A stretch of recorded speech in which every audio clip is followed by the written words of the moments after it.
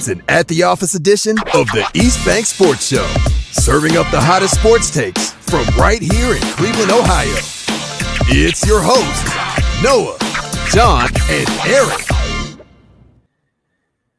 Cleveland, let me talk to you. Welcome back into the East Bank Sports Show. I'm feeling great as the reigning, defending, intercontinental champion of the city of Cleveland. I'm ready to talk and lay the smack down on these two jabronis down below. Gentlemen, how are we doing? Welcome in. Can you tell I'm excited for SummerSlam? Erik, John, what's up, man? Hey, what's up? I had no idea. SummerSlam's here? That's so weird. You only tell me about it every single day that I see you. Doing good, though. You know, the Guardians are on a tear. The Summer Olympics are so much fun. I'm great. John, I'm good too. I think if you're a big enough wrestling fan to actually have a real authentic belt, you should know it's Intercontinental without having to look down at it. But other than that, man, I'm ready to rock tonight. I was looking at my prized possession, man. I was making love to it with my eyes. That's what was going on there. I love the early shots. We're gonna have fun tonight. It's gonna be a blast. Tim is back in here, already talking smack. Says, don't make me come to Cleveland to take that belt. I'll put it on the line right now, Tim. I'm ready to go. I will tell you, Tim, I just want to warn you. I played basketball with Noah, and this man thought it was football because he fouled me every single time I drive the lane, and he also just doesn't move. He is a lineman all the way. He's like a gorilla that just hunches down, and you can't move the man, so good luck, buddy. That's all I'm going to say. The football's still in there and hard, even though I'm a retired player now. But gentlemen, I'm ready to get into this. I'm feeling good about this episode. I'm in a good mood. Got SmackDown tomorrow. Got SummerSlam on Saturday. So I'm in like a very happy mood, and I'm ready to talk some sports with you boys. How are we feeling? Are we ready to get into it? 30-second takes quickly off the rip. Let's do it. Tim Lyons says, that's cute. I'm a 15-year Army Ranger. Thanks for your service, by the way. My money's on Tim. Yeah, I'm shifting my bets too. Sorry, Noah. Well, anyway, all right. Let's get into 30-second takes. That is the wrong banner. I am so sorry. Let me pull up the right banner and get this going. Okay, 30-second takes. What does Coach Kevin Stefanski have to do to be safe? John, I'm going to let you start this one. You ready to go? Yeah, this is a simple one. And don't worry about the banner. I remember my first time hosting a podcast. It was the last one. It went pretty well. Whatever, man. The answer Howard to your head. Howard to your head. I'll reset your timer real quick. Don't worry about it. I don't even need all of it. Stefanski could do whatever he wants. I mean, as long as the Browns don't go over, if they win 3 games, he's going to keep his job because it'll be for a reason. We have a huge roster full of studs. We expect to be relatively decent. We've entered a new era of at least mediocrity and not being awful. I don't think Stefanski loses his job this year no matter what. Even if Watson plays all the games and he's healthy and we still suck, it's on the GM and the front office for putting Watson on the team. It's not on the coach, so I think he's safe. You know, for someone who said that he didn't need the full 30 seconds, you used every bit of that 30 seconds. Erik, are you ready to go? Let's do it. Go for it, man. First, quick disagreement with John because we all know that crap rolls downhill. So the front office isn't going to take the blame. It's going to be right at the coach's feet, and it's going to be laid there for him to take. But that said, I don't think his job's on the line either. I mean, what he needs to do is win. I don't like the fact that he still wants to call plays. That's why you have an offensive coordinator. But winning cures all, and if he can take us to the promised land or even an AFC championship, I think we'll all be ecstatic. All right, and I'll go after it too. I don't think Kevin Stefanski's been on the hot seat since about ever, in my opinion. So I know it's like the national media take to be like, oh, maybe he's still on the hot seat. Mike Vrabel's there. Oh, why is he still calling the plays? I agree with your take, Erik. I agree with you 100%. I would rather see Ken Dorsey call the plays, but you also bring Stefanski in because he's such an offensive genius. That was the reasoning for signing him back when we did. But I don't think he's on the hot seat. I think it's just a off-season talking point. Cool. Gentlemen, we got a fun topic to get into, even though it caused great debate in the group chat before we even put this one on air. Because John didn't like the wording and I didn't like the wording John was using, and Erik was just lighting the flames under both of us. So That's how it normally goes in the guys group chat. But let's talk. Baker Mayfield is arguably the best quarterback since the Browns return in 99. Who's your number 2 pick from 99 till now? Who's your number 2 pick? John, since you didn't like this topic, you can go last. Erik, go first. I liked the topic. I thought you worded it poorly, but go ahead. First of all, how it's worded right now, I think is absolutely perfect. So good job, Noah. Even though that wasn't my idea. You wrote this. This was copied and pasted from your text when we were arguing about it, just so you know. So thank you, Erik, for writing it. I'm giving you credit for once. Yeah, Noah's right. I just like to dump the gasoline on the flames. First of all, I will say that I didn't like this topic from the beginning, but I especially didn't like it as I read more about it because, man, I forgot how depressing Browns football really is. This should be a time of like excitement. We have, like you said, all that talent. We're getting ready. Football's on tonight. It's back on TV.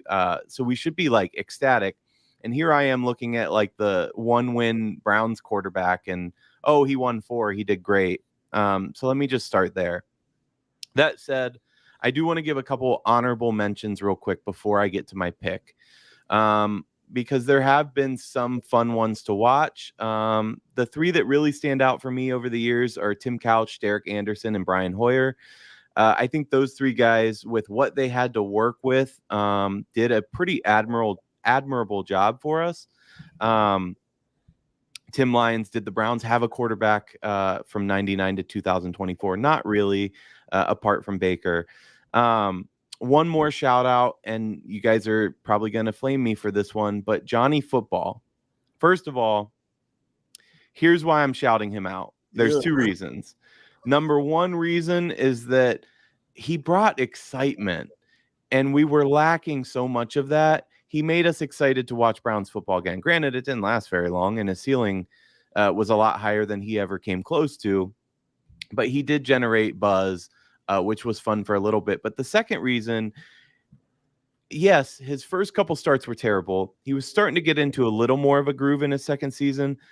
My point, though, in shouting him out, if you can be on cocaine and drunk and still play in the National Football League at a somewhat decent level, that's just impressive. I mean, shout him out. That's crazy to me.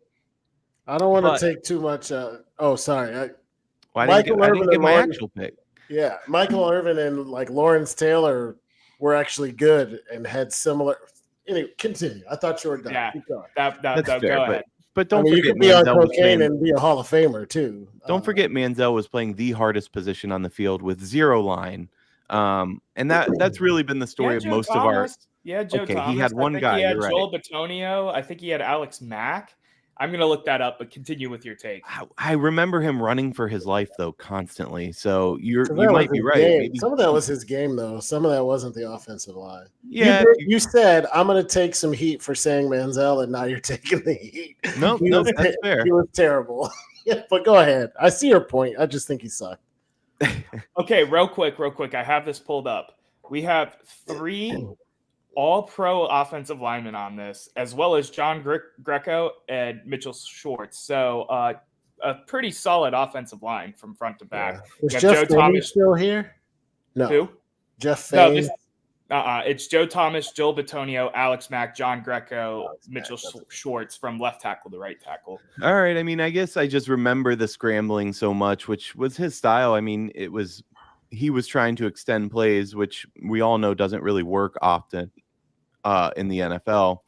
Anyway, my actual pick, let's get to that. It's got to be, for me, Kelly Holcomb.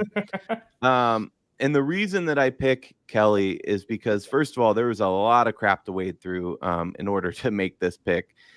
But my man Kelly threw 429 yards in a playoff game when it mattered most. Granted, we lost that playoff game, but the man stepped up and delivered a hell of a game. And I remember, I mean, I was young for this game, but I remember watching it. It wasn't a blowout loss. It was pretty close from what I recall going into the fourth quarter, if I remember correctly. Again, I was like 11, 12. But he gets it for me because he really delivered when he needed to. He also had a decent completion rate and percentage in his time in his starts. He didn't have too many, but that would be my pick for best of the worst Browns quarterbacks. Yeah, and I'm going to jump in here, and I think Kelly is going to be a popular pick here if I had to guess what John's going to say. But my answer is based off of a statistic, okay? There's a statistic that rates a quarterback called the quarterback rating, right? Pretty simple. I'm following so far. A statistic created by ESPN in 2011 to measure how well a quarterback contributes to a football game. QBR takes into account many factors, including passing, rushing, turnovers, penalties, and strength of opposing defenses. Wait, 2011? There was no QBR before that? I know. That was also interesting. the Google AI. I just copied and pasted it, so that could be wrong. I mainly wanted to talk about the QBR factor, like what the factors into it. Sorry, were, I apologize for derailing. Our fact checkers are on vacation this week, guys. It's okay. Yes, they are. Yes, they are. So with that, I then looked, out of all the quarterbacks since 1999, season wide, who had the highest QBRs. No surprise, number 1 and number 2 spot is Baker Mayfield. My answer to this question is going to be a little bit of a weird one. Maybe not totally weird, but a little bit of a weird one. Because he comes in at number 3 from the 2015 season with a QBR of 93.3, Josh McCown. Yeah. He has, out of all of this, I can go down the list. That wasn't a thumbs up for you. That was an accident. Sorry, go on. Baker Mayfield, Josh McCown. Cody Kessler is number 4, which I thought was funny, but he only started like 2 or 3 games there. So fun fact about myself real quick. I was a Cody Kessler believer back in the day. I thought for some reason this guy was going to be the one to pull us out of the 0-16, 1-15, but that was me in Delulu land. After that, you have Joe Flacco, then Jacoby Brissett, then Deshaun Watson, Baker Mayfield again, Derek Anderson, Johnny Manziel at 10 with a QBR of 79.4. But I'll digress. John, I want to hear what you have to say. Yeah, I'm going to go in a slightly different direction, but similar era. Josh McCown was better than Johnny Football. I mean, I'll give you that. It wasn't out of nowhere. He had some solid and respectable stats, but just a little bit of context, too. The reason I disagreed with this topic wasn't because I didn't like the topic. I disagree with the terminology, who's the best quarterback of the bad era or the dark days. Winning more games than you lose, coming in second place in your division and getting your head caved in by a rookie quarterback by 40 points isn't arriving anywhere. It just means we aren't putrid. I don't think there has been worse seasons, right? Winning 0-1 games is worse than winning 10 or 11 or 12, but we haven't arrived. So I thought we just open it up and say who's the best. Yeah, obviously Baker's number 1. He's my number 1. It's still my go-to Browns jersey. I have a Barstool Sports flag with his head on it that I still use every now and then. Baker Mayfield guy, and would still argue that if we had Baker Mayfield, would be in as good or better shape than having Deshaun. But that wasn't the question. Question was who was the best quarterback since 1999, not named Baker Mayfield, and my answer is Tim Couch. Kelly Holcomb and Tim Couch were 1A and 1B in my mind. I said I was going to speak to the one who didn't get the most love tonight. You guys already hit on Holcomb. He lit up the Steelers. We should have won the game. I was heartbroken. I was in high school. I remember watching it. I didn't talk for like an hour and a half after it was over. Still think Andre Davis got his foot in and we should have run out to kick a long field goal and see if we could win. But Tim Couch was drafted number 1 overall in a city starved for football and had absolutely no shot. You've read False Start by Terry Pluto. We had a shit front office, an awful stadium, no talent. The league was embarrassed because the Jaguars and Panthers were really good. So they penalized the next expansion team, which happened to be the Browns. It took us 10 years to recover. Nobody paid the price more for that than Tim Couch. There's still guys on the 4-letter network and when you watch sports takes and other shows that refer to quarterbacks getting their heads beat in as rookies as getting Tim Couched still. And that guy stood in and played 1A, 1B with Kelly Holcomb in that one playoff year. The only appearance we had, I believe, was 2002 until the Baker Mayfield era. Not super sexy stats, not going to be a bunch of Pro Bowls on there, but he's got to be one of, if not the quarterback with the most starts and the most yards and the most. I mean, if Tim Couch had everything Josh McCown had, he'd be a 10-win quarterback every season. He had the tools. I don't know if he's going to be Aaron Rodgers or something like that, but he had the tools to be a legitimate starter. You saw it at Kentucky. You saw it as a pro. So I think when we think back about the Browns leaving and coming back and being so bad, we put it at the quarterback's feet. But I think in the pantheon of Browns history, we actually owe Tim Couch a pat on the back and a beer if you see him out and about, because he took it on the chin for the entire organization, the entire team, and all the fans when he was doing his best every week. So shout out Tim Couch. Yeah, man, I agree. I think he played as well as he could in the circumstances. He just had shit circumstances. That was always my thought. Obviously, I'm too young to have witnessed and remember Tim Couch to that extent, because that was 99, 2000, 2001, 2002, 2003, I think. But I've always said that, like, looking back at old tape and understanding what the roster construction was, to your point about the expansion and how the Jaguars and the Panthers were so good, and then we got the short end of the stick because of that. I've always thought that Tim Couch was not one of the names on the jersey that should be like, oh, we're just taking another chance, or we took a chance. Like, he had the ability. He just got Tim Couched, basically. Yep. I want to touch real quick, too, because I brought up QBR for my picks. I wanted to talk about the QBRs for your guys' pick. Kelly Holcomb was ranked 20th, actually, with a QBR of 74.6 for the 2003 season. Tim Couch comes in at 13 and 14 with a 77.6 and a 77.3 for the 2003 and the 2000 season. And then all the other names above Tim Couch are like Baker Mayfield, Deshaun Watson, and then we're back to the top 10. Yep. You also have names such as Jeff Garcia, Trent Dilfer, Jason Campbell. Shout out Jason Campbell. You remember them guys. Man, well, that's another point, too, that I can get to. The last note that I had was longevity. Given how hard a hits that Tim Couch was taking or what they were doing to his body, I mean, everybody we're listing, like, the reason I wouldn't go with you thought I was going to go with, like, a Joe Flacco, or the reason I don't even want to say all of these guys played, like, 11 games, right? Like, Derek Anderson didn't even start that season when we went 10-6. I think it was Colt McCoy. Somebody got destroyed game one. He came in game two, and then the rest was fun. But, like, how many quarterbacks do we have that even started 2 seasons in a row? You know what I mean? Like, right. That's wild. No, I'm with you 100%. Erik, do you have anything to chime in here? I've been kind of quiet, but I totally get it. It's a weird topic. Yeah, no, I mean, one of the things that I want to touch on, and I did a little bit, is how much coaching mattered in this too. Like, I think Butch Davis back then handled the quarterback situation terribly. You know, that playoff loss, not to hit the point too hard, but a bunch of veterans didn't return after that playoff loss. Like, it had impact beyond just that season. And I think we put too much sometimes the onus on the quarterback themselves. Like, yeah, they got to go out and play, but the coaching carousel that we've had, the ownership changes, the management changes, none of that has helped. So for some of these guys to go out and be successful despite all of those odds against them, I think it's just incredible, no matter who it is. Yeah, I 100% agree. Gentlemen, let's cut it to commercial break unless anybody had a final point they wanted to throw in there. When we come back, we got a trending topic from the timeline on Twitter not too long ago, and then we'll go from there. Anybody else got anything? No.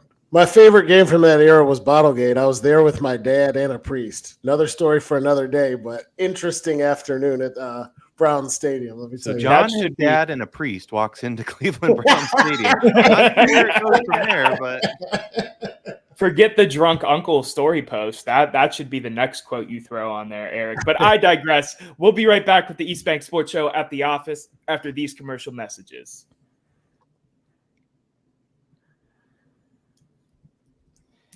And we are back with the East Bank Sports Show at the office. I hope you enjoyed those commercials. I want to take a minute to shout out follow us everywhere you consume your social media, whether that be YouTube, TikTok, Instagram. We have East Bank Sports Show pages on all of those said websites. It helps us grow this brand a ton when you go give us a follow over there as well.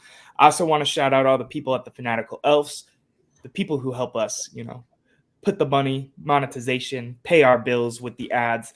Shout out Steve, Lou, Jarrell, Sam, John, all those guys. Not our John, other John Suchan, who's a great guy. Shout out all them. Make sure you check out that YouTube channel as well, the Twitter, the X. I got to get better about that.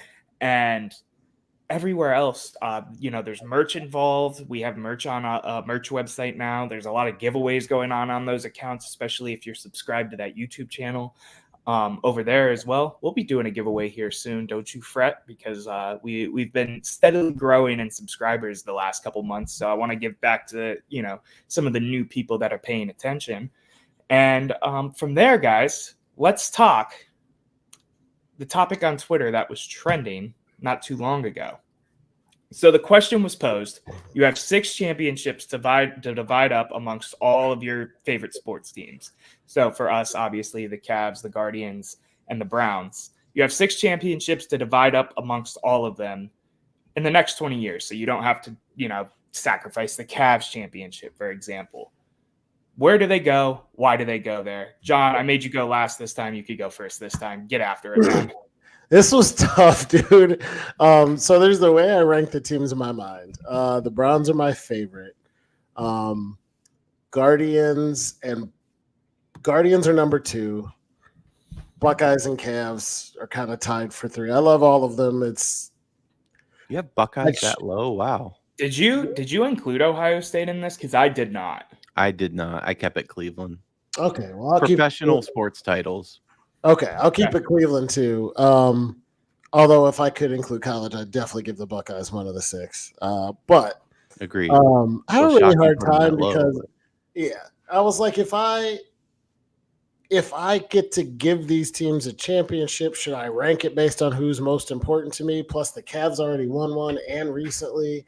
So I came down to kind of 2 ideas. One was like, how dope would it be to have a dynasty?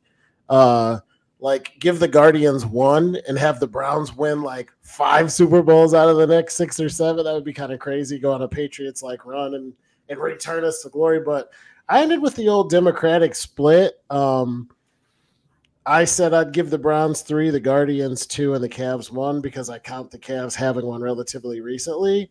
Browns are my favorite team. That's kind of a lame answer for all of the thought processes and stuff I went to, but that's where I landed. Browns 3, Cavs 1 with the Guardians 2 in the middle. I might go 2, and 2 as well. I'm not sure, but I don't know. It was like a tougher question without the Buckeyes in there to throw off the balance too. It was kind of like because like I said, I'd give them 1, but yeah, I go 3, 2, 1.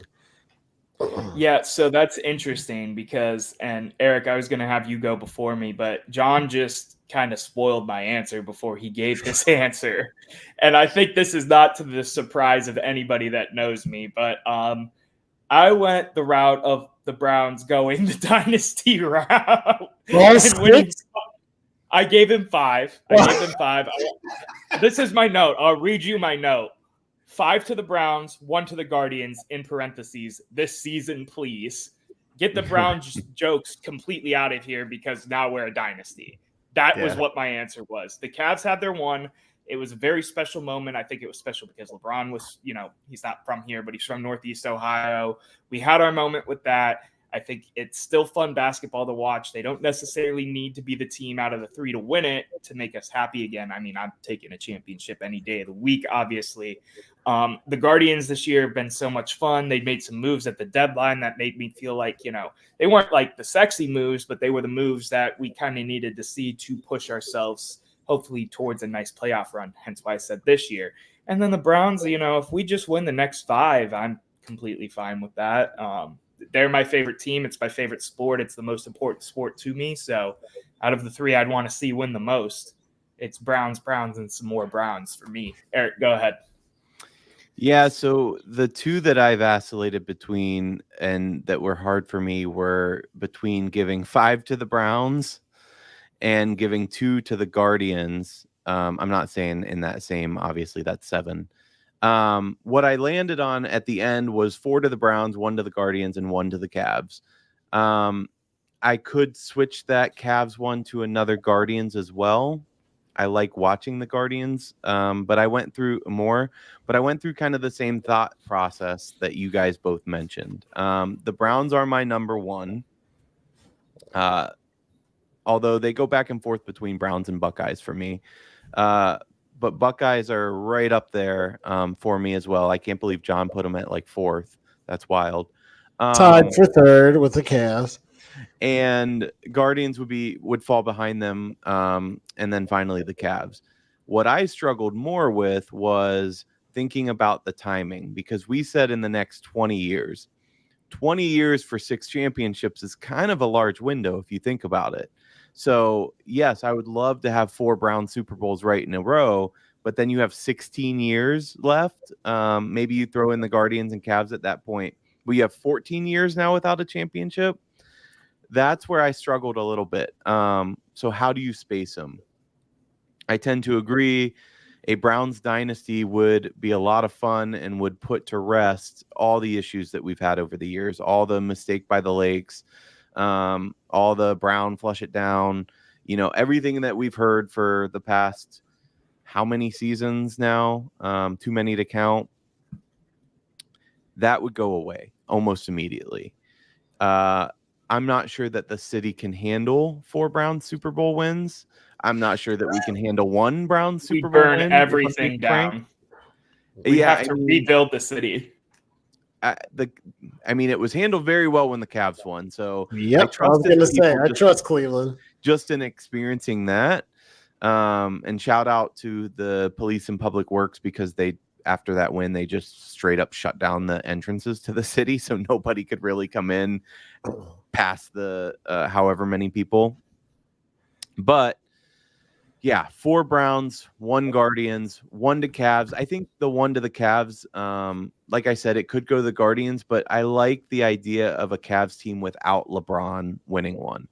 I don't think it's super important, but anybody can say, oh yeah, they had LeBron, he was on a mission, etc. Not to take anything away from 2016. It was incredible. But to get one with our young core without him would be pretty cool. Might be another topic for another day.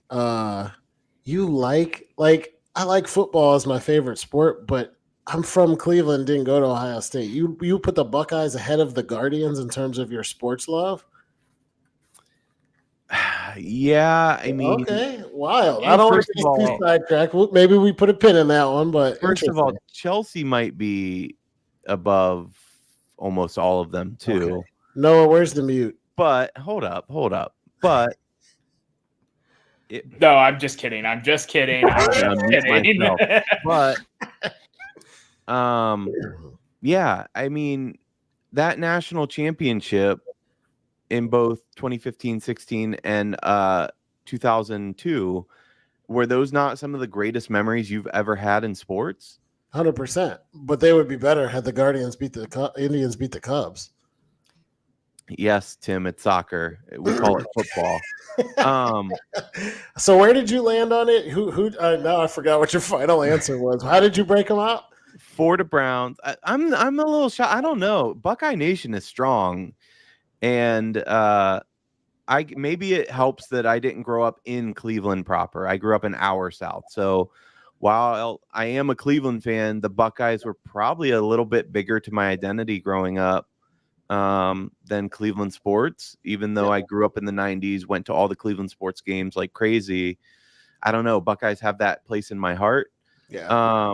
And it's me too, just for the record. Like my brother-in-law and sister-in-law went there. They're like, you're a bigger Ohio State fan than 80% of the people who went to the damn school. Like I bleed scarlet and gray. I root for them every Saturday. I live and die with the losses. I hate Alabama and LSU and Georgia just because of them. I just wouldn't, not to even mention. Yeah, I just wouldn't put them above the Gardos. I mean, if you could say, hey, the Buckeyes can win a national championship or the Guardians can win a World Series, that's a no-brainer for me. Part of it is the fandom, though. I think, like, I've been in parts of the world, like literally I've been in London, UK, where I went and watched Ohio State, Michigan at a Buckeye bar. Yeah, And in that same week, I also watched the Browns. I don't remember who they played, but I'm sure they lost. I think it was Miami. I watched the Browns, same thing, at a Browns backers bar in London. That's incredible to me. You're not going to find the Guardians No, or that's the true. Cavs anywhere else, and I think that's a part of it. I yelled OH and got an IO from 3 people on the Ponte Vecchio in Italy, in downtown Florence. And one of them was my roommate from college, who we didn't know each other were there that day. No kidding. Yeah, it was wild. It's just yeah, I mean, you could do that literally anywhere.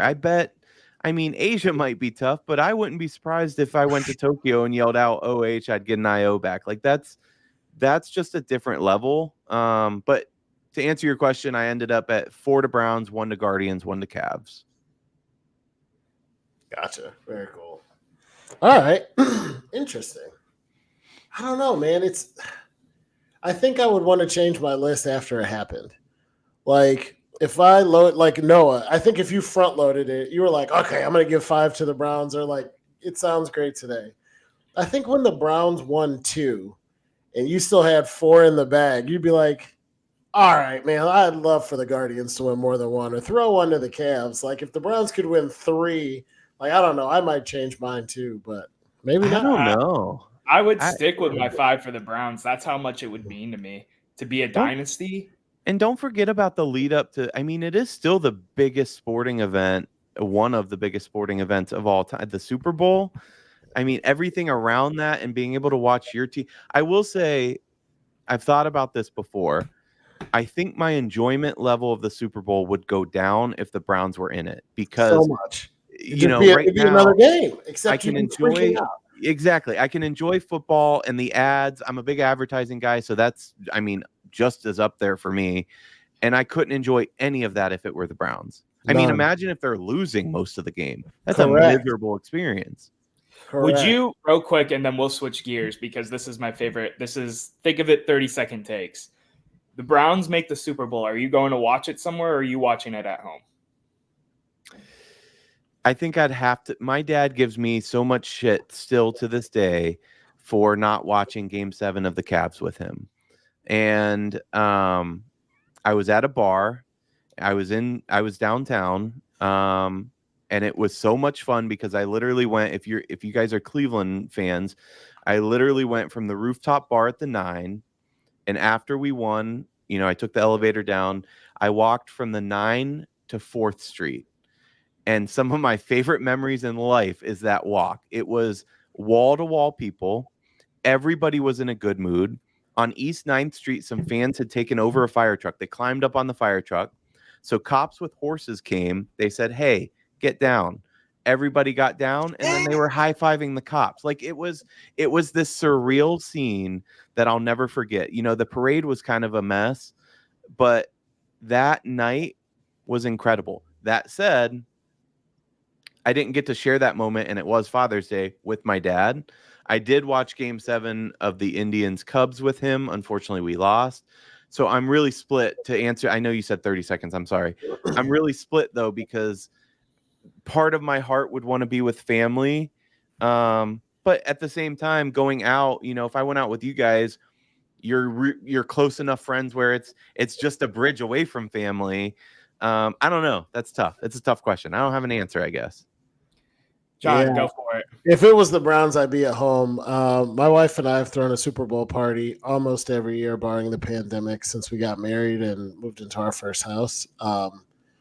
So I would certainly be at home. But the make ribs and do punch and then put up big goalposts with beer on the table, and I'd be like, hey, listen, everybody bring something, put it on the table, be here a half an hour before the game, and don't say shit for 4 hours.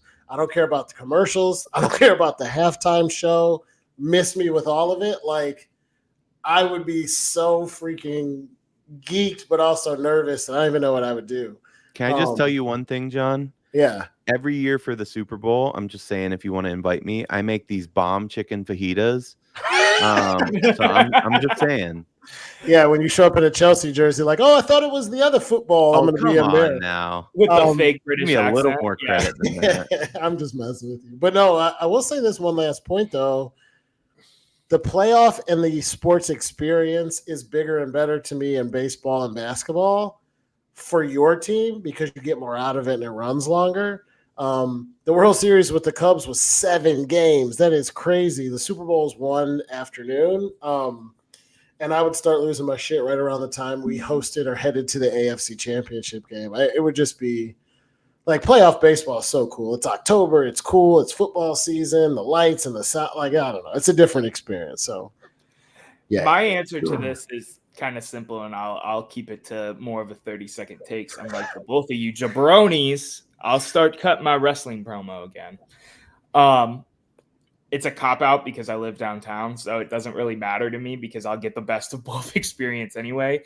And even if we headed to John's, like we could still make it downtown or, say we all met up at a bar or something like that. Like, obviously, it's the best of both. Or if I hosted something here, you know what I mean? Like, if we win, it's pots and pans and champagne and banging and making a bunch of noise and hands.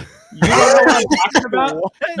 You don't know what I'm talking. So when we're not I was waking younger, the kids up, we're celebrating a Super Bowl win, my man. The Browns are in the Super Bowl. The kids are up, brother. I'm telling you that right now. You get my point. No. Listen. Fireworks, firecrackers. Yes. So when I was younger, I'd blow my own porch off my own house if the Browns won the Super Bowl. Go ahead. When I was younger and we'd throw like a New Year's party, we'd go outside banging the pots and pans going like, oh my God, it's the New Year. So when I think of running outside to celebrate with a bunch of people, that's the first thing that comes to mind. Well, your 1920 celebration will probably take a back seat to everyone else's, but it is such a dream. I mean, I wouldn't say it's up there with winning the lottery, but it is such a dream, like thinking about that in the city. And Noah, I think you're right, though. Being in the city or near the city, I guess I'd have to just tell my dad he's got to come up to Cleveland. I mean, I'm downtown as well, but I know my parents, my friends, that kind of or my parents, my family friends, that kind of thing would all probably want to be up here as opposed to my hometown or something like that, just because on the off chance that we win the Super Bowl, where else do you want to be? Yeah, you know what I mean? Well, let me ask you guys this. I don't think it's the 1920s, though. I think it's Ashtabula and Worcester coming out. I don't think it has anything to do with the date. That's fair. Gentlemen, we've been on this topic for a minute. I'd like to switch gears. Erik, we are not cutting your topic, even though I wanted to just to make you mad, because we're keeping with the football theme. We're in good spirits. Preseason started today. With the Hall of Fame game. Browns have been in camp. Shout out the injury today, the running back. Guys, remind me his name real quick. That was really scary. He got life-flighted because of a neck injury. Devontae Freeman? What's his name again? Dante. And I had a crazy Dante Foreman, that's right. I'm sorry. It was the guy they brought in. What were you going to say, John, real quick? I didn't get the news so much. I didn't even know it happened until like 6 p.m. I had a big day at work, and my mother-in-law, of all people, was here having coffee with my wife. She was like, what about the guy who got life-flighted? And I was like, oh, my God, what? Yeah, it was crazy. But shout out, prayers to him real quick. Sorry, your name slipped me, but he was in good spirits. They released him already, so it sounds like a pretty bad concussion. And that's honestly a really bad segue into our next topic. Based on what we all know about CTE, would you let your kids play football? And me and Erik were debating this and thought this would be a really interesting one from all the different perspectives we have. Me at 23, Erik at 32, John at 510 with all of his kids. What do we feel with what do we feel about this topic? Which one of you guys want to start it? The one with real kids? No, I think we should save that for last. Yeah, I'm just kidding. I don't care. I'll start. No, you go. Yeah, you go. Yeah, I'll start it. Let me start this. So my answer to this is simple, right? I think it comes to no surprise what my answer is going to be based off of my background. Yes, my kids would be allowed to play football if they wanted to. Despite all the CTE concerns due to the advancements in technology, how they've been playing the game safer, how they're changing the game to be safer. There's a lot of different techniques that are out there now to make it safer to avoid concussions. I know it's not a complete avoidable thing, that you can't avoid a concussion in any sport whatsoever. I know it's a higher risk because it's football, but I remember vividly, I was playing middle school basketball. I was on my middle school 8th grade team. And one of my really good friends at the time went head to head like this with an opposing team's player. It was the worst concussion I've ever seen in person, and he was out for like 2 weeks. That was the worst concussion I've ever seen in 15 plus years of playing sports, and 4 of them being on the collegiate level. So yes, I would let my kids play football because I think it is a perfect growth opportunity. I know all sports are, but there is not a single thing I've done in my life outside of football that has formed me to be the man that I am today and the man I still strive to become to be at a young age. It's formative. It shows you the ups and downs. It helps with your mental. It helps with your physical. I just think there's so many positives to the sport that does get overlooked because of the concern of injuries and the concern of, CTE, that kind of thing. You see CTE happen, right? And that's, Erik, I'm going to use something that you talked about a couple episodes back about, dreaming for the stars, reaching for the stars and being realistic. CTE now as a pro athlete, I think there's a lot of concern there. But in terms of playing a high school sport, playing a middle school sport, even collegiately, like I've probably had a concussion. I'm not going to lie, but I've never been diagnosed with a concussion. I've never had a noticeable moment where I'm like, oh, I'm concussed either. But who knows, right? So there's a lot of factors in play here. I'm kind of going all over the place with all my points. The last thing I want to say too is that they've done, again, as many things as possible to make this safer, whether it be the Guardian caps, newer helmet advancements, that kind of thing. So I'm curious, Erik, I kind of already know your point from talking at the actual office with you, but I want to hear what you have to say. Oh, I remember the last thing I was going to say. I'm sorry, real quick. That being said, I don't know how I feel. I never played football until 6th grade. So I wouldn't know how I would feel about the elementary full-blown contact football, 1st, 2nd, 3rd grade or whatever. Flag, sure, different things like that. But it would just depend kind of what the leagues would like and that kind of thing. But I would lean towards maybe relaxing until we get a little bit older and a little bit more developed and, have some strength and meat on the bones, that kind of thing. Erik, go ahead, man. Well, first of all, I want to start by saying that that it's more of a professional sport issue. That's just blatantly wrong. It's not more of a professional sport issue. It's more commonly known, I think, because of the high profileness that is professional sports. But Boston University did a study along with the VA, Boston Healthcare, where they analyzed 152 brains a little while back. This is in 2023, I believe. And the brains that they were studying were people that they were all under the age of 30 and including as young as 17. And these are people that they surveyed people that had a history of head injuries and impacts from playing contact sports. More than 40% of those studied had CTE.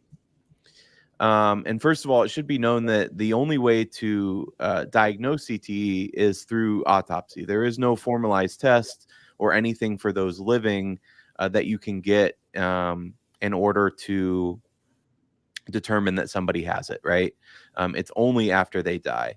But looking at the stats, I mean, it's just so alarming. There's researchers found CTE in 345 out of 376 former NFL players. So, 90+%.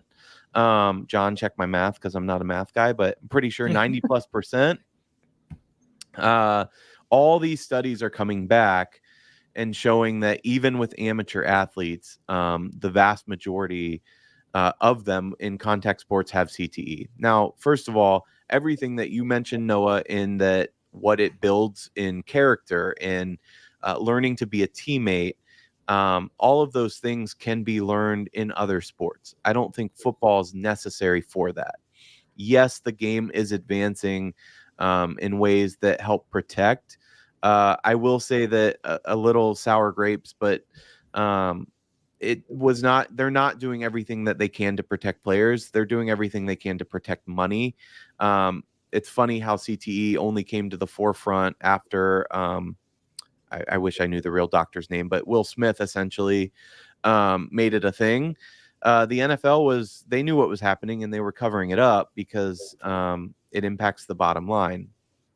That said, there is some really cool technology. Like when you watch the NFL and you can buy these for your kids too. They have those Q collars. It looks like a cushion and it sits there on your neck and it puts pressure on your carotid so that your head fills with a little more blood than it normally would. And that helps to lessen the impact once you're hit. Because there's more blood there, there's less brain injury. So the studies go, and it's like a couple $100 thing that you can buy. They're even cheaper now because it's become so popular because like Dalton Schultz wears them and stuff like that. I know exactly what you're talking about. They're like $60 or $80 now. It's oh, really? Not I mean, they should everyone should wear that. That said, at the end of the day, when I'm talking about my own children, yeah, it sucks. Like being in the homecoming game and dating the cheerleader and being the football player, it's so kind of in our Americana in our heads that and you watch like a TV show like Stranger Things or whatever, it's going to have that iconography that is going to make you want that.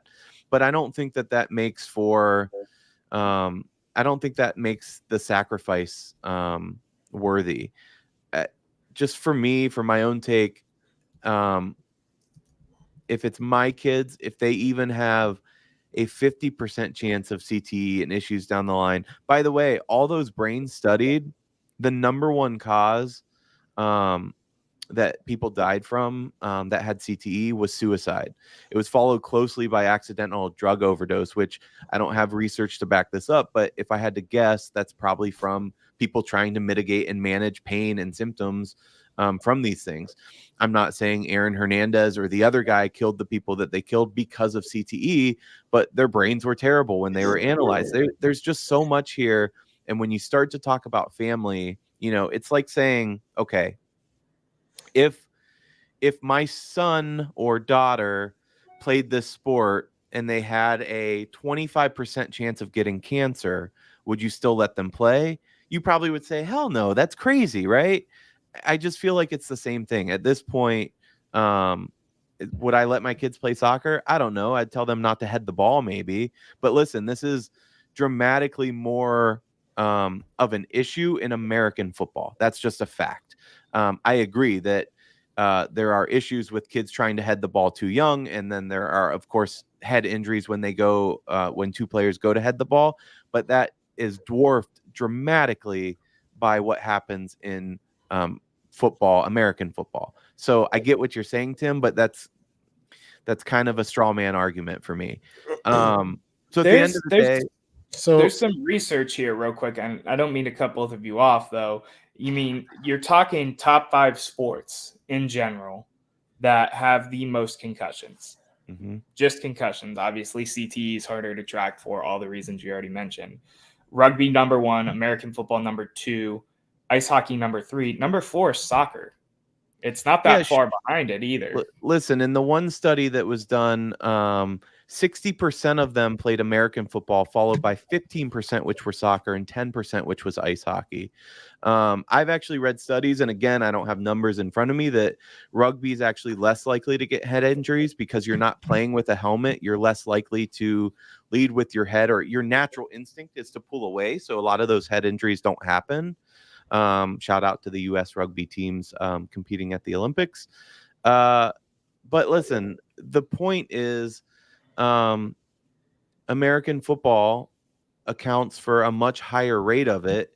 And is the potential life of my kids worth it, where they're never going to sniff a pro field, or, it's done for out of recreation? No, I just don't think it is. Would I struggle to tell them no if they were interested in it and wanted to pursue it? Yes, I would. My heart and brain would definitely collide there. But I don't know. I'm not sure it's worth it at the end of the day. John, I want to hear your takes, man. I've been ready to hear what you have to say about this for a while. Not saying your takes were bad, Erik. That wasn't actually a shot. I've just been curious since you brought this topic up, what John had to say. A lot of good stats you threw out and a lot of good conversation. Great research, Ian, pulling all that up. The couple things I would want to follow up with, maybe we talk with later. I think when people say it gets worse as you get older, it's not that it doesn't start when you're little, but it's a progressive type of thing. The more hits you take, the worse it gets, the faster it accelerates. And there's no argument that if you play football for 3 years when you're in kindergarten through third grade, and you play football from kindergarten until you retire from the NFL, that the number of hits you take will make it worse. You're exactly right. It starts at a young age. But the size and the speed and the violence of the game get worse as you advance through your career. And the higher those things get, the more violent the contact and the more times you've been hit, which compounds everything. But where this comes out for me, so the one thing that a lot of times they say, if you had kids, would you let them, that people don't account for, whether they do or don't have kids, all the time if they don't, usually if they do, is A, you're not the only person that gets to make the decision. I have 4 daughters, and they are all free thinkers, free of mind and spirit, and they are driven, and I have coached them to find what they want to do, pursue it, and work as hard as you can to get where you want to go. That's the first thing. So it's not your decision always. Yes, you could shut it down. If your son says, I'm playing football, and you say, no, I'm not playing football. You know, you're not. Yes, you could shut it down, but they have an opinion. The next thing that I would say about it is you could find danger in a lot of things that we do, and your kids are going to want to do something dangerous. Football is one. It would be scary because there are risks. I was a hockey player. I had 3 concussions. I was hospitalized once. I suffer from migraines now. I wonder how much of my life could be CTE. We'll never know, or maybe we'll never know. But my parents never said you can't play. I did get my 3rd concussion, and my mom was kind of like, hey, if this happens again, you probably gotta pull out. And thankfully I didn't have one, and then I played baseball. But the other piece of it is, what about other stuff that's dangerous? If your son or daughter comes to you and wants to play football or rugby, and you're like, no, CTE, what are you going to say if they want to be a police officer? What are you going to say when they want to join the Marines and serve their country? I was going to the Air Force or the Naval Academy, and my mom hated the idea. She freaked out. She panicked. She didn't want me in uniform. She was like, oh, my God, my baby's going to be in the Air Force or in the Navy. I did my cadet visit. I went and visited. I ended up going to quote-unquote civilian college and not going. She never said a word about not wanting me to go until after I decided I wasn't, because she said it was my decision and she was going to support me regardless. We have to remember this isn't always our decision, that the kids are going to have a voice and that you could get hurt doing a lot of things. Being an electrician could be dangerous. Being a soldier could be dangerous. Being a cop could be dangerous. Being somebody who works with mentally challenged patients who have severe behavioral disorders could be dangerous. You just have to strike the balance of how much of your life do you live in fear and trying to prevent, how much do you let your kids find their own way and do their own thing. To answer the question, I process all of this stuff together with my wife and family. I would tell them about the risks. I would tell them about why I was nervous. We would talk about what it could mean long term. But if my kids said I wanted to play football and that is what I want to do and that's my dream, I would not stand in the way of it. And the farther they got in their career, we'd have to keep an eye on certain things. If they're prone to concussions, that's different. There's a lot of different variables you could think about. Also, like you said, if my kid's 7 and wants to play flag football, yeah, of course, sure. Why not? Who cares? Like this decision to me is kind of leaving middle school, going into high school, and then leaving high school, going into college again. There's a lot of risk. There's a lot of things that drive me crazy, but I got teenage girls who have curfew, going out with your girlfriends for, I got a kid in college, like binge drinking and drugs and sex. College is fucking dangerous. Like, if you don't have a good head on your shoulders, you don't know what's out there, you don't pay attention. So I don't know. I could worry myself to death about everything. Football is certainly unnecessary, and I get what you're saying there, but like, no, I'm not going to tell my kid they can't pursue something because of my fears about how it could impact their life.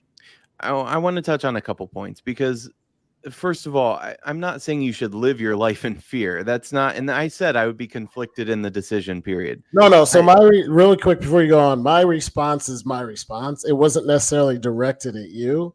The pieces where I said like the concussions. I'm saying you generally speaking, not you, Erik. Sound like you're scared to live your life. But yeah, go on. I mean, I agree with the autonomous part. I mean, we're talking about human beings that have thoughts and feelings that absolutely should contribute to that conversation.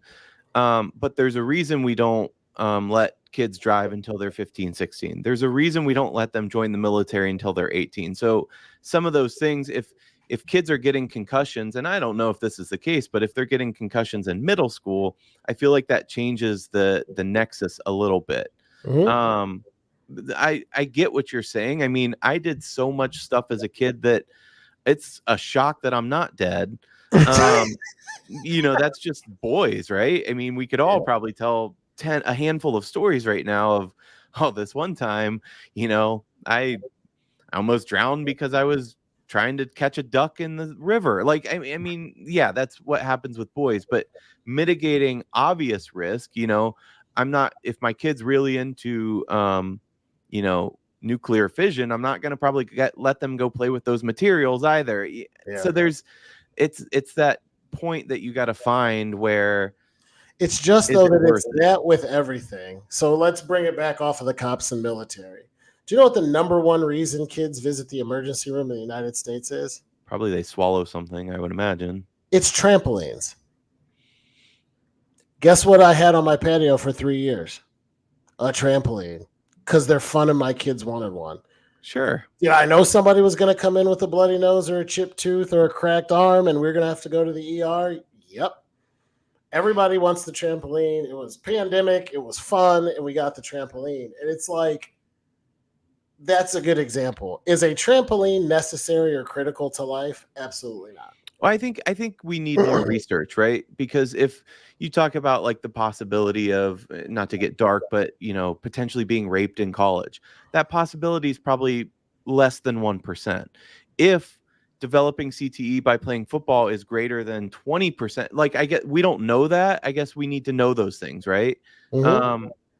The evidence that we see right now from the brains that have been studied are pretty damning, and that's what I'm basing my answer on. It's not that I'm no fun, Tim. I'll go out and play football with these guys. Yes, it is that you're tomorrow. Noah is losing control very soon of this show. I promise you that. The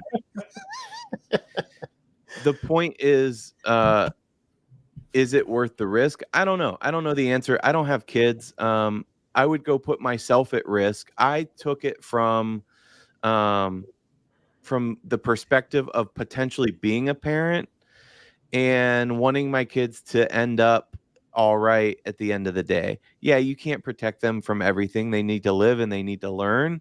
But if I know that 25% of people that play football develop CTE, no matter what age they play at, I don't know. That just seems a little crazy to me. Those aren't the numbers. I made that up, but I think we just need to know more moving forward.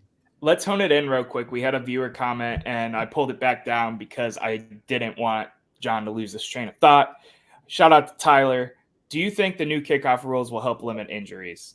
I think this is really interesting. I'd like to keep this very brief because we're coming up on an hour already, which is fantastic. I love talking with you guys.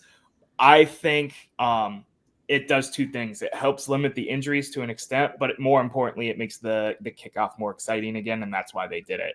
That's kind of my 2 cents. But I do think because you're not running and colliding with someone, you will see a limited amount of injuries. But go ahead. I want to hear your guys' thoughts. Yeah, I think it'll help with the injuries. It's meant to kick off in the most dangerous play. People running full speed now. Remember the wedge busters when I was a kid? Yeah, it's going to make the game safer, and we'll actually see kick returns again. Like, this is a win-win. I don't have a problem with it. And yes, it should help limit injuries. Agree. I think it's one of the best decisions that they've made. Keep in mind, Tyler, that this is a trial. This is just for 1 year. So they could go back to regular kickoffs, but I'm hoping that it's successful. I don't know what the NFL will define as successful. I would assume that they want to see more returns. And if that's the case, they'll probably implement it further. But remember, these are all owners' decisions that they vote on in the summer. So yes, I think it will limit injuries, and I am excited to see it as well. Gentlemen, anything else you want to touch on this before we go into final thoughts and takes? Let's do final thoughts and takes. Favorite segment of the show. Like to wrap it up, talking about anything else on the mind. Erik, start us off, man. Yeah, so I am going to give you a hot take. We normally call it hot takes. I don't know why Noah changed it. It always says final thoughts and takes at the bottom. I've always just say, you call let's it keep hot takes spicy normally. or whatever. But yeah, go for it. Spicy. All right. So we're all big football fans. Thank you, Tim. We appreciate you watching. We're all big football fans. We all enjoy the Super Bowl. It's probably the seminal event of the year, right? Well, I'm going to just go on record and say the Olympic Games are the best sporting event of all time. Period. End of. Listen, I'm coming into work and unfortunately the games are in Paris, so they're 6 hours ahead of us, but I'm turning on my TV in my office. And, before I've even talked to Susan in accounting, I've watched archery and badminton and fencing. And then I have lunch and I come back and I watch 3 hours of swimming. And then I'm watching Simone Biles kill it. The Olympics are wild and I love every second of it. I wish I could watch, 24/7. I am still working, unfortunately. But to have it on even in the background, I'm so excited for it to come to LA. Tim, beach volleyball. Yep. One of my favorites. Literally every event, like I'm so into, and it's funny because you learn so much. Like, I'm talking to Noah at the water cooler, and I'm like, "Hey, did you know the South Korean women archery team has won 10 straight gold medals? Like that's wild. They almost lost to China, but they didn't. It's just such a fun time." I was gonna second this too because I'm not as cool as Erik. I'm in my my infancy in corporate America, so I don't have an office. I have a cubicle, but I use my computer as the third screen. So I have like a small Dell work laptop, and I use that as right now it's my Olympics machine. So I can look over and see what's going on Gold Zone while I'm also working on the millions of things that we work on during the day. John, final Hold thought on real quick. I'm sorry. My bad. One more thing. Because I just want to point out too that first of all, I think that there should be more allowances in being able to watch it because, watching these Olympics, it kind of makes you proud to be an American again.